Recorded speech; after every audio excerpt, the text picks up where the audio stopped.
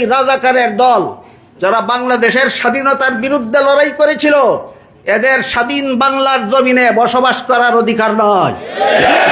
এই হিজবুত তৌহিদের প্রতিষ্ঠাতা বায়াজিদ খান পন্নী, হিজবুত তৌহিদের প্রতিষ্ঠাতা বায়াজিদ খান পন্নী ঐতিহাসিকভাবে প্রমাণিত সে কুখ্যাত রাজাকার ছিল। হিজবুত তৌহিদের প্রতিষ্ঠাতা বায়াজিদ খান পন্নী কি ছিল? রাজাকার ছিল। রাজাকার ছিল মানে বাংলাদেশের স্বাধীনতা যুদ্ধের বিরুদ্ধে সশস্ত্র যুদ্ধ করেছিল। তাইলে এই পন্নীর দল বাংলাদেশের স্বাধীনতার পক্ষে না বিরুদ্ধে?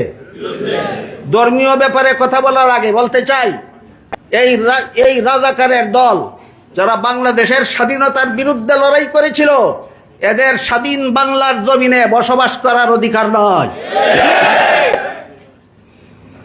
আল্লাহ পাক রব্বুল আলামিন আমাদেরকে সহি ঈমানের সাথে সাথে সহি আকীদা সংরক্ষণ করার তৌফিক দান করুন, আমিন।